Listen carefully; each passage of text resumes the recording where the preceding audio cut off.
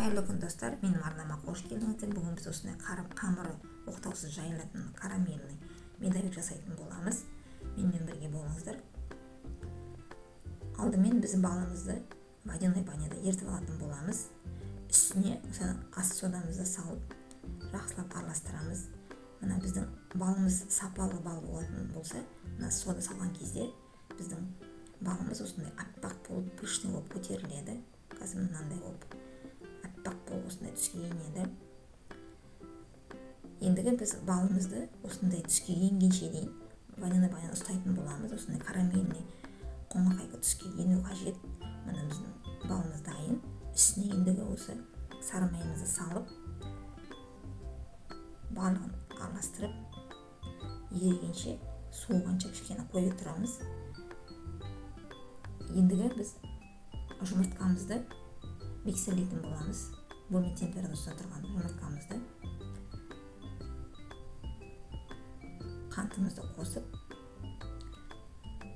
жақсылап миксерлейміз. Ағарғанша, 2-3 есе ұлғайғанша миксерлейтін боламыз.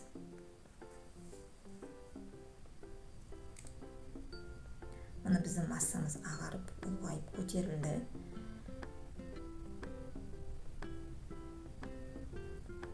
Ендігі біз үстіне мына дайын болған балымызды құятын боламыз. Барлығын біркелкі масса жасап аламыз. Осындай қоңыр түске енетін, өте әдемі түске енеді. Ендігі біз осы алдына еліктен өткізіп алған ұнымызды осылай миксерлей отырып, біртіндеп жаймен салатын боламыз. Барлығы түйіршік қалмайтындай қылып біркелкі болу қажет. Мына біздің массамыз дайын. Өте осындай сұйық, әдемі иісі де карамельный иіс береді. Жақсы қамыр болып шығады бізде.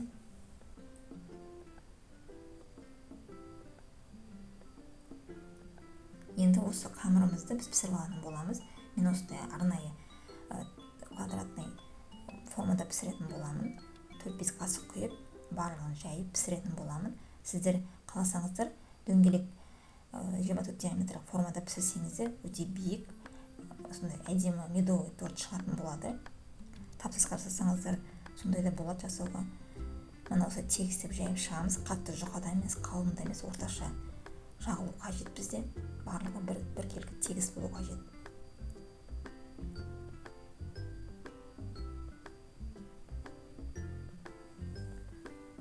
Мына ендігі біз осылай жайып алдық. Енді 180 градуста қызарғанша пісіріп аламыз. Қатты көп ұстап қоймаңыздар. Қызарып, өзі піскеннен кейін байқалады, сонда шығарып аласыздар. Ендігі біз кремін дайындайтын боламыз. Мында менде клейгей. Мен морозильникке 45 минутқа салып алдым. Міндетті түрде 45 минутқа салып алыңыздар. Одан артық көп ұстауға болмайды. Тек қана 45 минут ұстап алып, үстіне қантымызды салып, барлығын жақсы өзі ұстағанша дейін миксерлейтін боламыз. Ағарып, пышный болып көтеріледі біздің мына клейгейіміз. Ендігі осының үстіне біз 20-25% қаймағымызды салатын боламыз. Біртіндеп қосып. Сұйық болмау керек қаймағымыз, а то біздің креміміз өте сұйық болып кетеді. Мына бізде барлығы дайын болды. Біркелкі масса шықты бізде мына креміміз. Мына сіздерге көрсетейін, өте осындай қою да емес, сұйық та емес, орташа, өте жақсы пышный крем болып шықты бізде. Міндетті түрде осы морозильникке салып істеп көріңіздер, креміміз жақсы шығады. Енді осы мына бізде 5 қамырымыз дайын болды. Менде 5 қамыр шықты. Осыны енді жан-жақтарын кесіп, тегістеп, осы формамен кесіп алатын боламыз. Енді тортымызды жинаймыз. Мына подложкамызға міндетті түрде кремімізді жағып, қамырымызды қойып, тортымызды жинайтын боламыз. Осылай кремімізді жайып, барлығын тегіс жағып шығамыз.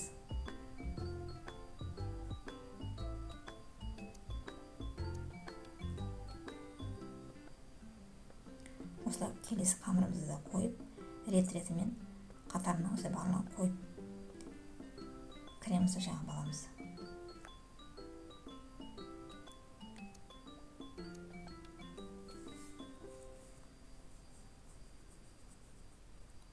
Достар, осы біздің осы рецепттің толық нұсқасын мен видеоның астына описание қалдыратын боламын.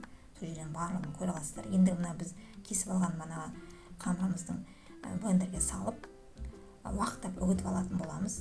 Сіздер осы блендер болмаса оқтаумен де үгітіп алсаңыздар да болады.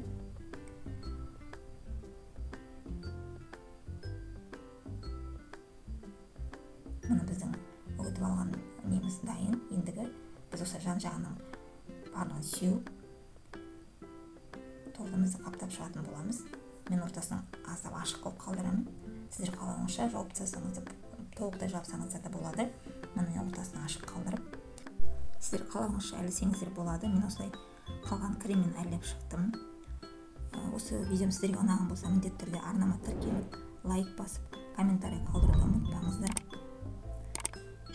Міндетті түрде жасап көріңіздер. Сіздерге ұнайды деген сенімдемін. Дәмі енді ерекше. Тапсырыс жасасаңыздар хит болатын медовиктердің бірі.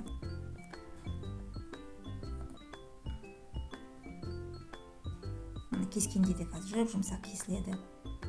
Дәмін енді ерекше. 3-4 сағатқа холодильникке салсаңыздар өте сіңімді, жұмсақ болады. Сіздермен болған Рима, баршаңызға да көп рахмет. Ас болсын.